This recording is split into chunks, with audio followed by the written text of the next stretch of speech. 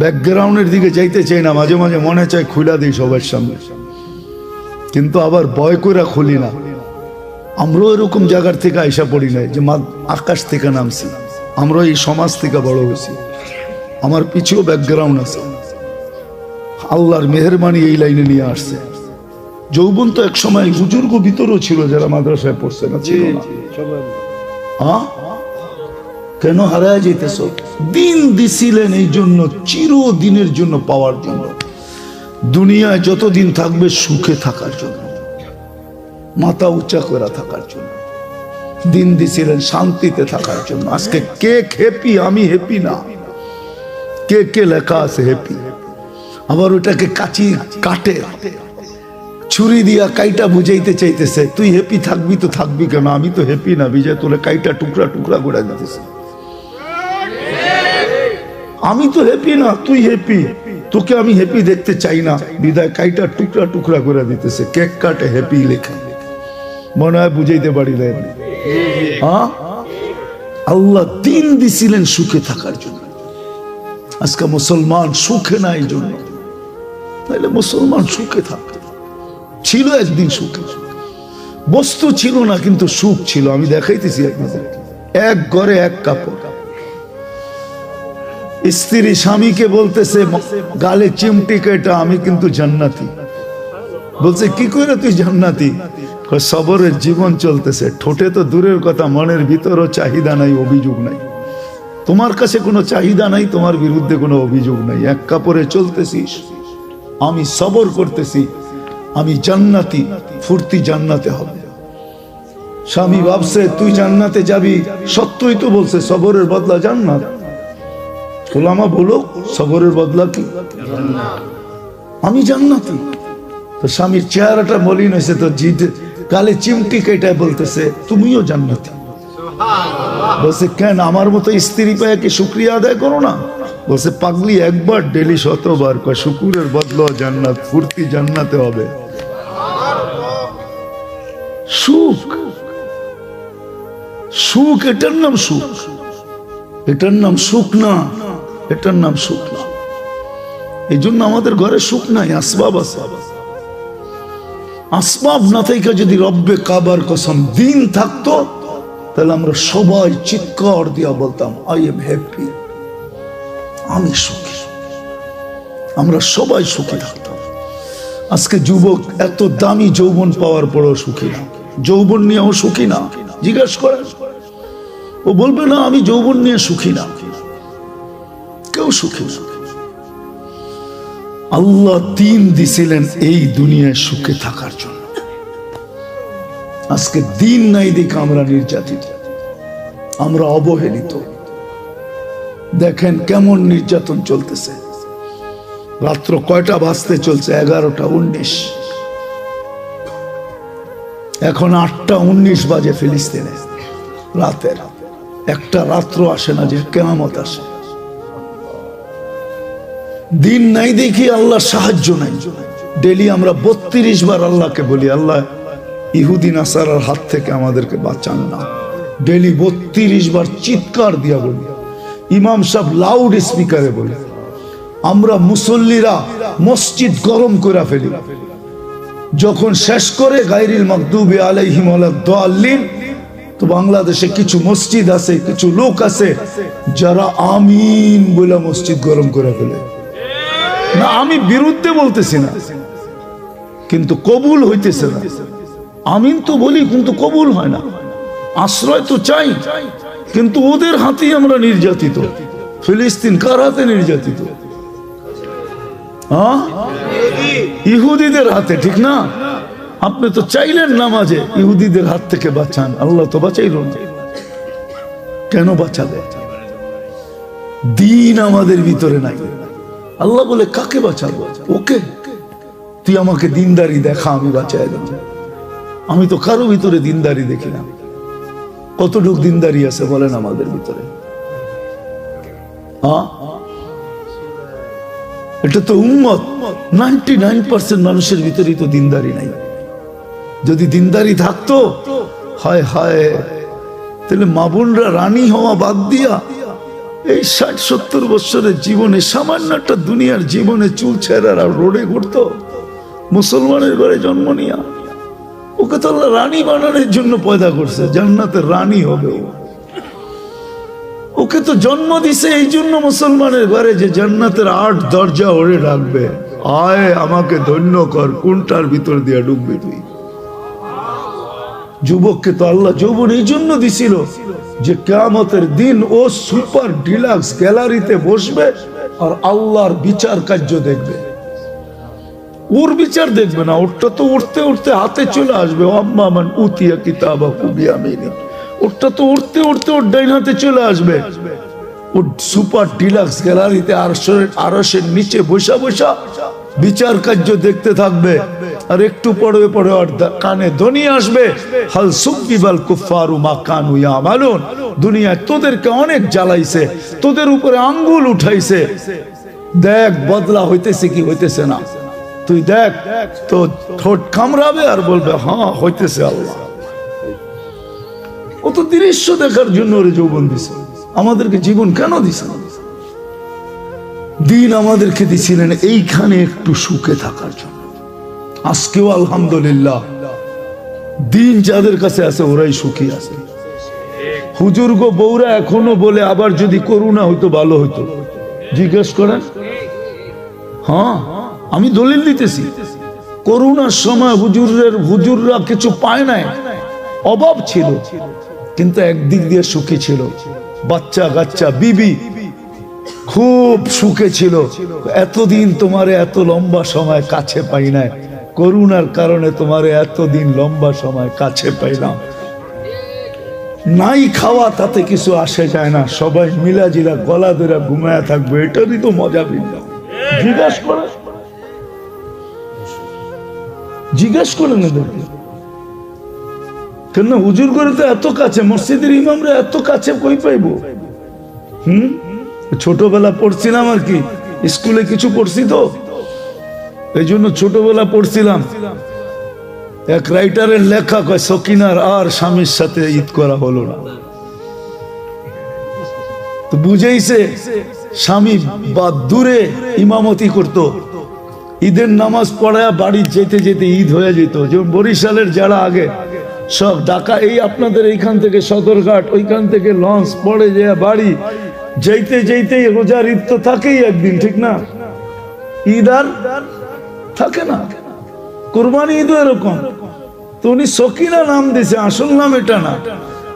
মহিলার বড় আশা ছিল যে স্বামীর সাথে একবার ঈদ করবে, কিন্তু স্বামী ইমাম সাহেব কি করবে, একদিন দুনিয়ার থেকে চলে গেছে। এলাকার কোন লেখক লেখা ফেলছে সকিনার আর স্বামীর সাথে ঈদ করা হলো না। হুজুরদের তো বেশি থাকা হয় না, এই জন্য ওরা ওদের ঘরে এখনো যায় দেখেন সুখ আর সুখ। আসবাব মানুষের ঘরে সুখ আনে না, যদি আনতো তাইলে ঐশীর মা বাবা সবচেয়ে বেশি সুখী। আপনি ঐশীকে নামে চিনেন, এমনি চিনেন। আমি বড় হয়েছি ওই এলাকায়, আমাকে চিনাইতে হবে না শান্তিনগর। আমি শান্তিনগরে বড় হয়েছি, আমাকে কোত্থেকে চেনাবো? আমি খিলগাঁও থাকি, আমি শান্তিনগর ওর বাড়ির অপোজিট রোডে আমি বড় হয়েছি, যেইখানে ওর ফ্ল্যাট। তাইলে ঐশীর মা বাবা সুখী হতো, সন্তানের হাতে জান দিতে হতো না। তাও একটা ছেলের হাতে জান দিলে মনকে বুঝাইতাম। মেয়ে সে তার মা বাবাকে হত্যা করছে। আল্লাহ দিন দিছেন সুখে থাকার জন্য, আজকে উপরে থাকার জন্য, নিরাপদে থাকার জন্য, ইজ্জতে থাকার জন্য, ক্লান্তিহীন প্রয়োজন মেটানোর জন্য আল্লাহ দিন দিছিলেন। আসেন কথা লম্বা করে না, এখানে থাকা যাবে না, চলে যাবে। আল্লাহ মৃত্যুর পরে সবাইকে মাপবেন দিনের পাল্লা দিয়া, দিনের মিটার দিয়া, দিনের স্কেল দিয়া, অন্য কোনো পাল্লা দিয়া মাপবেন না। বংশের পাল্লা দিয়া যদি মাপতেন তাহলে কুরাইশের চেয়ে উত্তম কোন বংশই দুনিয়াতে আল্লাহ তৈরি করেন নাই।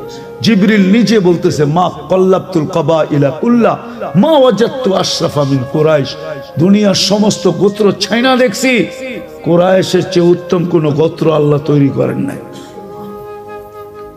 যদি আল্লাহ সোসাইটি দিয়ে মাপতেন তো জিবরিল আলাইহিস সালামের ফতোয়া কাল্লাবতুল আরদা কুল্লা মা ওয়াজাদতু আতরিয়াবা মিন মক্কা, মক্কার চেয়ে কোনো উত্তম জমিন পাই নাই।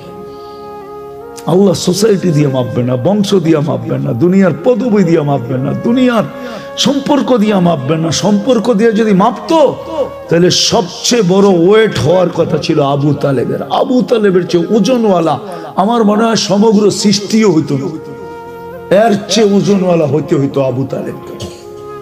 আবু তালেবকে চিনেন না? মুহাম্মদুর রাসূলুল্লাহর চাচা, যেই রসুলের রক্ত পান করলে জাহান্নাম হারাম হয়, অথচ আবু তালেবের শিরায় উপশিরায় একই রক্ত দৌড়াইতেছিল। ওলামা বলবে বুখারীতে আছে কি বাবুল হেজামার ভিতরে আল্লাহর রসুল সিঙ্গা লাগায়া দূষিত রক্ত শরীর থেকে বাহির হয়েছে, এক সাহাবীর হাতে উঠায়া দিছে, নিক্ষেপ করে বাহিরে, ও বাহিরে যায় চেটা খায়া ফেলছে।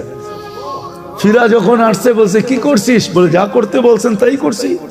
তো ধমক দিয়ে জিজ্ঞাসা করছে সত্য বল। বলছে ইয়া রাসূলুল্লাহ, সুগরান ছাড়া কিচ্ছু ছিল না। মনকে বুঝাইতেছিলাম নিক্ষেপ করি। আল্লাহ রসুল বলছে জিব্বা যে কখন চাইটা ফেলছে জানিও না। আল্লাহ রসুল বলছে শরীর জাহান্নামের উপরে হারাম।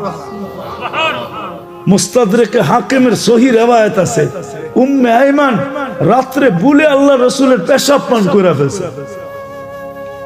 সকালবেলা উঠা বলছে পেশাব কোথায়? বলছে কিসের পেশাব? বলে পাত্রের ভিতরে তো ছিল, আগে আমাদের দেশেও ছিল, যখন বিদ্যুৎ সিদ্যুৎ ছিল না, এর থেকে 40 বছর আগে অধিকাংশের ঘরের ভিতরেই ব্যবস্থাপনা ছিল, সকালে ফালায়া দিত।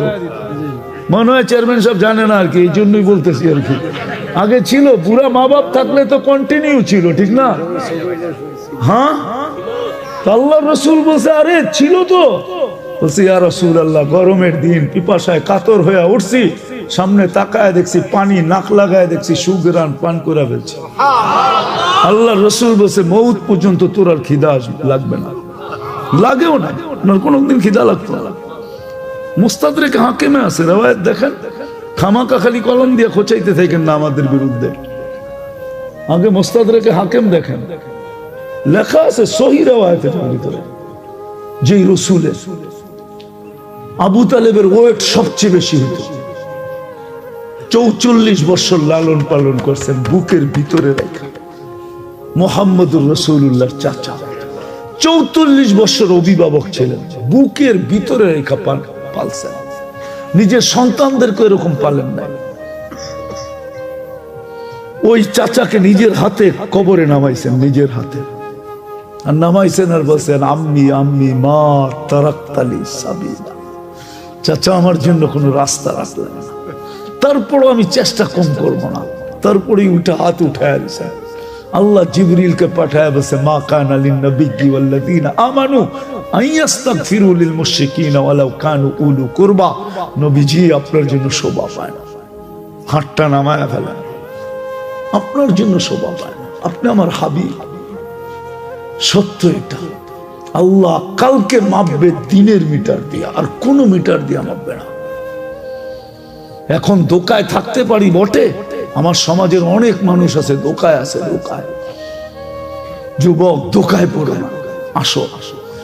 কথা লম্বা করলে অনেক লম্বা হয়ে যাবে, এতটুকুই যথেষ্ট যদি বুঝে আসে। আসো, আমরা দিনদারির দিকে ফিরাই, তওবা করি আগে, তারপরে দিনদারির দিকে ফিরি। দিনদারিকে আপনায় গলা লাগাই, দিনদারি ছাড়া সুখ আসবে না। আছে আছে, এখনো দুনিয়াতে আছে, বহুত ঘর আছে।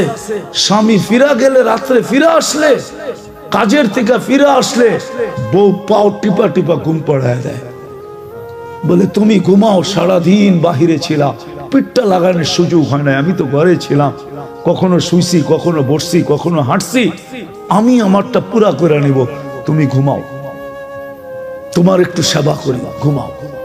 আছে। আবার বহুত এরকমও আছে ঘরে ঢুকতে দেরি, গালি দিতে দেরি করে না। হ্যাঁ, আলী রাদিয়াল্লাহু তাআলা আনহুর ঘরে 4 দিন চুলা জ্বলে নাই, চতুর্থ দিন 3 দিন জ্বলে নাই, চতুর্থ দিন সকালে বাহির হয়েছে, বলছে ফাতেমা দোয়া করিস আজকে যেন কিছু জুটে। বিকালবেলা যখন ফিরতেছেন তো ফাতেমা দূর থেকে দেখতেছেন পর্দা সরায়া আলী ফিরতেছে, চেহারা মলিন, হাত দুটা কালি। যখন একবারে কাছে আসছে তো ডাক দিছে আলী, চোখে চোখ পড়ছে, বলছে চেহারা মলিন কেন? বলছে আজকেও কিছু জোটে নাই। বলছে আলী ওয়াজাদনা শাকারনা লাম নাজি সাবারনা, পাবো তো শুকরিয়া আদায় করবো, না পাবো তো সবর করবো। দুনো অবস্থায় আল্লাহ আমাদের সাথে। আলী যাদের সাথে আল্লাহ থাকে তাদের চেহারা মলিন হওয়ার শোভা পায় না। ফালা, আল্লাহ যাদের সাথে থাকে, ফালা ইয়াকুনু লাহুম আন ইয়াকুনা মাহজুন, এদের চেহারা মলিন হওয়ার শোভা পায় না। হাসবা তো দরজা খুলবো না, খুলবো না। তো হাইসা দিছেন, দরজা খুলা দিছে। বাকিটা আলী রাদিয়াল্লাহু তাআলা আনহু বলতেছেন, ফাতেমা সাররাত ওয়া তাবাসসামাত, ওই সময় ফাতেমা মুস্কি মুস্কি হাসতেছিল আর খুশিতে নাচতেছিল। আমি নিজেকে ধরে রাখতে পারি নাই, কাদের উপরে হাত দিয়া দোয়ার বৃষ্টি নামায়া দিছি। রাহিমাল্লাহু ইমরাআতান ইয়া ফাতেমা দাখালা যাওজুহা বাইতাহা সাররাত ওয়া তাবাসসামাত। ফাতেমা, তোর উপরে একলা দোয়া না, তোর মতো কিয়ামত পর্যন্ত যে মেয়েরা আসবে সবার জন্য আমি রহমতের দোয়া দিলাম। একটু ভাবেন না, সুখ কাকে বলে? আল্লাহ দিন দিছিলেন এই জন্য। আজকে ছাড়ছি দিন, না চেহারায় দিন আছে, না পোশাকে দিন আছে, না খাওয়াতে আছে, না লওয়াতে আছে। আরে সব বাদ দিলাম। দিনদারির যে সবচেয়ে বড় ইউনিফর্ম, ওইটাই তো নাই। 5 ওয়াক্ত আজান হয়, আল্লাহ ডাকে। আমাকে একটা কথার জবাব চেয়ারম্যান সাহেব দেব, যদি ডেলি 5 বেলা প্রধানমন্ত্রী ওনাকে হ্যালো করে, তো ওনার খুশির অন্ত কোথায় থাকবে বলো? খুশি যদি ডেলি 5 বার প্রধানমন্ত্রী ফোন করে বলে হ্যালো তুমি কেমন আছো, অন্যেরটা বললাম না, অন্যেরটা হইলে তো মনে করেন এরকমও হইতে পারে যে লঙ্গিরও খবর থাকবে না। ডেলি আল্লাহ তো 5 বার ডাকে। কে ডাকে? আল্লাহ ডাকে, যেটা দিনের ইউনিফর্ম। লা হাদ্দা ফিল ইসলাম লিমান লা সালাত লা, বাইনাল কুফরি ওয়াল ইসলাম তারকুস সালাহ। শুধু শুধু তো আব্দুল কাদের জিলানী লেখেন নাই পীরানে পীর, শুধু শুধু তো দাদা পীর লেখেন নাই, পীরানে পীর লেখছেন। উনি লেখছেন, এই জন্য বলতেছি যে ওর চেয়ে বড় নিমক হারাম তো কেউ নাই, ওর চেয়ে বড় অকৃতজ্ঞ তো কেউ নাই, ওর চেয়ে বড় কপাল পোড়া তো কেউ নাই, ওর চেয়ে বড় হতাবগা তো কেউ নাই, ওর চেয়ে বড় নিকৃষ্ট তো কেউ নাই যে আজানের আওয়াজ শুনলো মসজিদে আসলো না। 24 ঘন্টা এটাকে সুরক্ষা কে করে? রক্ষণাবেক্ষণ কে করে?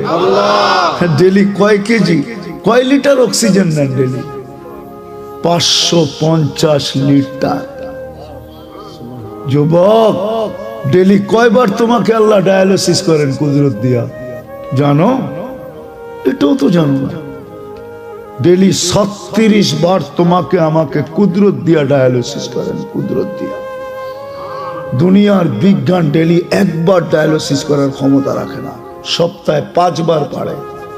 1 বার ডায়ালিসিস করতে 4 ঘন্টা লাগে, পয়সার কথা বাদ দিলাম। আল্লাহ ডেলি 36 বার আমাদেরকে ডায়ালিসিস করে, কিডনিকে সজাগ রাখার জন্য। আমি পারি এই শরীরটা খুলা দিতে পারি, কিন্তু সময় কোথায় পাবো? ওই মজমা কোথায় পাবো? মানে আমি পারি, আমার মন বলে, আল্লাহর উপরে ভরসা করে আমি একজনকে বাধ্য করে দিতে পারি যে ও বাধ্য হবে আল্লাহ বলে চিৎকার দিয়ে উঠতে, আল্লাহকে মানতে বাধ্য হবে। এই শরীরের ভিতরে যারা খাস, ওই আল্লাহ ডাকে ডেলি 5 বার। হায় হায়, তারপরও তো রক্ষণাবেক্ষণ করতেছেন। দুনিয়ার মানুষের ডাকে সাড়া না দিলে হাতকড়ি পড়তে হয়, বেড়ি পড়তে হয়, ছিকল পড়তে হয়, জেল জরিমানা হয়, জিন্দেগি তামা তামা হইতে হয় না? নাই প্রমাণ নাই দুনিয়াতে? অথচ আল্লাহর মতো সত্তা ডাকে, ইউহি ওয়া ইউমিত। চাইতে দেরি মৌত হইতে দেরি হয় না। রাখে আল্লাহ, মারে কে? মারে আল্লাহ, রাখে কে? এটাই তো সত্য। কয়জন মসজিদে আসে? যেটা দিনের ইউনিফর্ম ছিল, কিচ্ছু যদি না করতো, দিনের ইউনিফর্ম ছিল যেটা। আমি তো মাঝে মাঝে বলি, আমার জাতি যদি কিচ্ছু না করতো, 4 মাস গুনাহ না করতো, শুধু 4 মাস, রজব, জিকাদা, জিলহজ্জা, মুহররম, আরবাতুম মিনহা হুরুম। আল্লাহ কোরআনে বলছে ফালা তুজালিমু ফিহিন্না আনফুসাকুম, 4 মাস গুনাহ করিস না। ইঙ্গিত দিছে এই উম্মতকে যে 4 মাস গুনাহ করিস না, 8 মাস কর। এই উম্মত যদি কিচ্ছু না করতো, রমজান মাস আসার সাথে সাথে সব তালা দিয়া, কোমরে কাছা দিয়া, গামছা বাইন্দা যদি ইবাদতে লেগে যেত, 1 মাস তো 70 মাস ছিল, 1 রাত তো 83 বছর ছিল। তাও যদি না পারতো, জিল হজের 10 রাত্র ও লায়ালিন আশ, ওই 10 দিনের ইবাদত 1 বছরের ইবাদতের সমান, রাত্রের ইবাদত লাইলাতুল কদরের সমান। এই 10 দিন যদি ইবাদত করতো কোমর বান্দা, আল্লাহ ডাকে তারপরও তো আসে না। হ্যাঁ বলবেন আল্লাহকে তো চিনি না, আসলে তো আমার জাতি আল্লাহ চিনে না। এখানে তো একজনও নাই হুজুররা ছাড়া যে 99 নামের অর্থ কোনোদিন দেখছে। কি দেখছেন? দাড়ি পাইকা গেছে, বুড়া হয়ে গেছে, দেখছেন কোনোদিন? পায়ে হাত রাখি, আজকে যায় একটু দেখেন।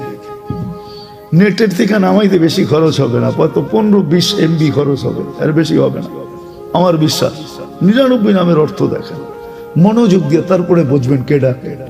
আল্লাহ ডাকে না, রহমান ডাকে, রহিম ডাকে, মালিক ডাকে, কুদ্দুস ডাকে, সালাম ডাকে, মুমিন ডাকে, মুহাইমিন ডাকে, আজিজ ডাকে, জব্বার ডাকে, মুতাকাব্বিরুল খালিকুল বারিউল মুসাব্বিরুল গফফারুল কাহ্হারুল ওয়াহাবুর রাজ্জাকুল ফাত্তাহুল আলিমুল কাবিদুল বাসিতুল খাফিদুল রাফিউল মুইজ্জুল মুদিল্লুস সামিউল বাসিরুল হাকামুল আদলুল লতীফুল খবীরুল হালিমুল আযীমুল গফুরুশ শাকুরুল আলিকুল কবীরুল হাফিজুল মুকিতুল হাসিবুল জলিলুল করিমুল রকিবুল মুজিবুল ওয়াসি আল হাকিমুল ওয়াদুদুল মজিদুল বাঈসুশ শহীদুল হকুল ওয়াকিলুল কবিয়ুল মতিনুল ওয়ালিউল হামিদুল মুসি আল মুবদি আল মুঈদ আল মুহয়ি আল মুমিত আল হাইয়্যু আল কাইয়্যুম আল ওয়াজিদ আল মাজিদ আল ওয়াহিদ আল আহাদ আল সামাদ আল কাদির আল মুকতাদির আল মুকদ্দম আল মুআক্খার আল আউয়াল ওয়াল আখির আল যাহির ওয়াল বাতিন আল ওয়ালি আল মুতাওয়ালি আল বাররু আত তাওয়াব আল মুনতাকিম আল আফু আর রাউফ মালিক আল মুলক যাল জালালি ওয়াল ইকরাম আল মুকসিত ওয়াল জামি ওয়াল গনি ওয়াল মুগনি আল মানি আদ দার আল নাফি আল নূর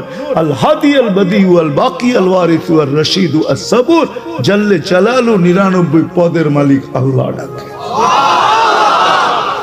99 পদের মালিক ডাকে, যার একটা পদের কোনো সীমানা নাই, না শুরু আছে না শেষ আছে, ওই আল্লাহ ডাকে।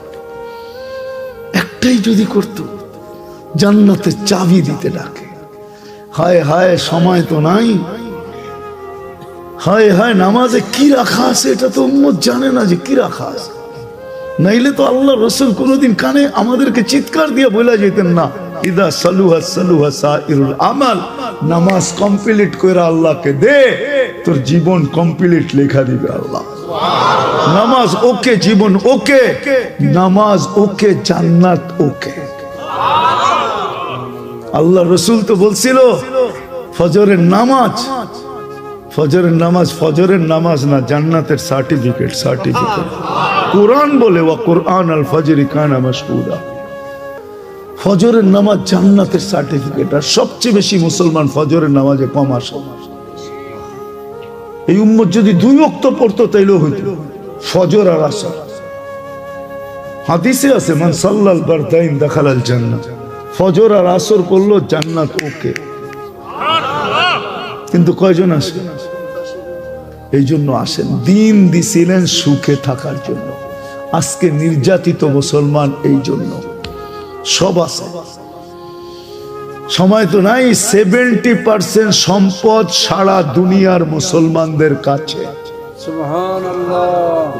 আপনি নেটে সার্চ দিয়া দেখেন, সারা দুনিয়ার 70% সম্পদ মুসলমানদের কাছে। চেয়ারম্যান সাহেব আশ্চর্য হয়ে গেল। তরল সোনা, তরল সোনা যেটাকে বলে তেল, এটাকে বলে তরল সোনা, লিকুইড গোল্ড, এটা 70% মুসলমানদের কাছে। তরল সোনা, গ্যাস 70% মুসলমানদের কাছে। সোনার খনি মুসলমানদের কাছে। কোন জিনিস মুসলমানদের কাছে নাই? দুনিয়ার সবচেয়ে বেশি কাপড় পরে মুসলমান। ওরা তো কাপড়ই পরে না, আবার বেশি পরবো কোত্থেকে? দুনিয়ার সবচেয়ে দামি কাপড় পরে মুসলমান। বিশ্বাস হয় না? ওরা যদি দামি পড়তো তাহলে পুরানটি আপনার দেশে আসতো কি করে? ওরা জানে এটি বেশি দামি না, ফালা ওইখান থেকে কুড়ায় কুড়ায় গাঠটি হয়, ওইটা আপনার দেশে আসে, আবার ওইটা আপনার বাজারে বিক্রি হয়। কি দামি হইলে তো ওরাও বাস করে রাখতো। আমাকে বাড়িতে যেরকম আলমারি প্রতি বছর 2টা বাড়ে, ঠিক না? না কমে? হ্যাঁ, কি বাড়ে না কমে? কেন? দামি কাপড় ফালাবো কোথায়, ঠিক না? কি কয়, আরে এটা রাখো না, অন্যের দিয়া দাও না। আরে তুমি বুঝবা না, পোলাপান আছে না, নায়নাতকুর হইব না, ওরা আমাকেটা পড়বো, ঠিক না? এটাই তো কয়। ওরা পড়ছে, একটু পর খুলা ফালায়া দিছে, কিনলে কম দামি। জান না গার্মেন্টস আলা করে জিজ্ঞেস করেন কয় টাকা দিয়ে বেচে। দুনিয়ার সবচেয়ে দামি কাপড় পরে মুসলমান, সবচেয়ে বেশি ব্র্যান্ড ব্যবহার করে মুসলমান। আজকে 200 কোটি মুসলমান ব্র্যান্ড ব্যবহার করা ছেড়া দেখ, 1 মাসের ভিতরে সারা দুনিয়া সাইজ। বিশ্বাস হয় না? আমি এখন নেটে সার্চ দেখে এই যুবক যে ম্যাকডোনা আর কেএফসি কারা বেশি খায় লেখা, মুসলমানের চেয়ে বেশি কেউ খায় না। সবচেয়ে দামি জিনিস ব্যবহার করে মুসলমান। বাংলা দুনিয়ার কোন প্রেসিডেন্টের গাড়িতে নাই, কোন রাজার গাড়িতে সোনার পার্স নাই, শুধু মুসলমান এক রাজা আছে ব্রুনাইয়ের, ওনার গাড়ির পার্স সোনা। হ্যাঁ, দুনিয়ার সবচেয়ে বড় টাকা কাদের কাছে? কুয়েতের টাকার উপরে দুনিয়ার কোনো টাকা নাই। 1 টাকা দিলে $5 পাওয়া যায়, $5। আমি একবার গেছি বাংলাদেশ থেকে আমেরিকাতে, কুয়েত এয়ারলাইন্সে। কুয়েতের থেকে যখন উঠছি তো ওইটা দেখতেছি পিছের অর্ধেক কাবার দেওয়া, অর্ধেক প্লাইন। আমি জিজ্ঞেস করলাম কাবার দেওয়া কেন? বলে এক ফ্যামিলি পুরো অর্ধেকটা নিছে, আর বাচ্চা অসুস্থ বাচ্চা নিয়ে আমেরিকা যেতেছে। তো কথাবার্তা হওয়ার পরে আমার লোকে একটু ভাব হয়ে গেছে, তো আমারে বলতেছে তোর ছিটটা চিকন হয়ে গেছে, তুই এখানে থাকতে পারস না, তুই আমাদের সাথে ভিতরে আয়, লম্বা হয়ে ঘুমায়া যা। আমি 1 ঘুম দিছি, 1 ঘুমে নিউ ইয়র্ক গিয়ে নামছি। পুরো প্লেনের অর্ধেক বুক করে ফেলছে। কেন? 1000 দিলে আমেরিকান 5000 পাওয়া যায়, 1 লাখ দিলে আমেরিকান 5 লক্ষ পাওয়া যায়। ও তো পুরা প্লেন নেয় নাই, সৌভাগ্য আমার, নইলে আমার টিকিট ক্যান্সেল হইতো। দুনিয়ার সবচেয়ে বড় টাকা মুসলমানদের, তারপরে নির্যাতিত কেন? শুধু দিন ছেড়ে দেওয়ার কারণে। আসেন আজকে তওবা করি। এখন আল্লাহ প্রথম আকাশে আমাদেরকে ডাকতেছে, আয়না তোরা বড় প্রিয় আমার, উম্মতে মুহাম্মদীর চেয়ে আল্লাহর কেউ প্রিয় নাই। অবেলা চলে আসলাম তো আপনাদেরকে বুঝাইতে পারলাম না এই উম্মত যে আল্লাহর কত প্রিয়, এই উম্মত জানে না। আমার মনে হয় আল্লাহটা তো বলতে পারি না, কিন্তু আমার মনে হয় নবীজি এখন কাঁদতেছে আর চিৎকার দিতেছে, মা বি উম্মতি, আমার উম্মতের কি হইল? এরা আকল হারায় ফেললো কেন? এরা এরকম হইলো কেন? মনে হয় কবরে চিৎকার দিতেছে। আমার মন চায়, বিশ্বাস করেন আমি সত্য বলতেছি, যে আমি ছুটা যাই মদিনায়, কবরে কান লাগায় দেখি কি কয়। কিন্তু ওরা তো দিবে না লাগাইতে, ওই পর্যন্ত আমাকে পৌঁছতে দিবে না, দূরের থেকে বলবে দুরুদ পড়ো চলো। কিন্তু আমার মন চায় আমি রওজায় কান লাগায় শুনি যে আল্লাহ রাসূল ভিতরে কি বলতেছে, আমার উম্মতের কি হইল? মা বি উম্মতি, মা বি উম্মতি, আমার উম্মতের কি হইল? আজকে আমরা দিন ছেড়ে দিছি। আসেন আজকে তওবা করি। করবেন? কে কে করবেন দেখি? তাহলে হাত উঠে আল্লাহরে উঠাইছেন যখন বইলা দেন, আল্লাহ অতীত থেকে তওবা করলাম। যুবক তোমরা একটু বলো আল্লাহকে, আল্লাহ তওবা করলাম মনের থেকে, আপনি মাফ করে দেন, আমাদের তওবা কবুল করেন। রাখো আজকের থেকে অঙ্গীকার করো, আমি দিন শিখবো। আমার বয়ানে আছে অনেকবার, 2008-এ আমার সফর চলতেছিল পুরা ইউরোপ, 25 দেশ। বড় ক্লান্ত ছিলাম, আমি জার্মানিতে ফ্রাঙ্কফুর্টে বসা ছিলাম, আরাম করতেছিলাম। একজন এসে বলতেছে, হুজুর নব মুসলিম 700 কিলোমিটার দূর থেকে আসছে, 2 মিনিট আপনার সাথে দেখা করবে, এই জন্য উঠাইলাম, নাইলে উঠাইতাম না। যে নিয়ে আসো। জিজ্ঞাসা করলাম কত দূর থেকে আসছো? 700 কিলোমিটার দূর থেকে। কেন? একটা মাসলা জিজ্ঞাসা করব, কি? তো বলছে আমি নব মুসলিম, আমার মার বাবা মুসলমান হয় নাই, আমার ইসলাম, আমার আল্লাহ, আমার রসুল, আমার কোরআন, আমার হাদিস আমাকে কি বলে, আমি মা বাবার সাথে কেমন ব্যবহার করব? আমি বললাম জবাব পরে দিব, আগে পা দুইটা দে, একটু চুমা দিয়া নি।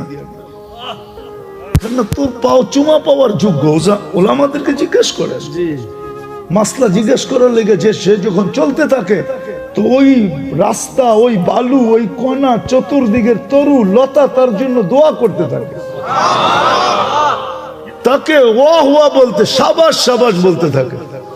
আমি বললাম তোর পাও দুইটা দে, আগে চুমা দিয়া নেই। তুই নব মুসলিম, 700 কিলোমিটার।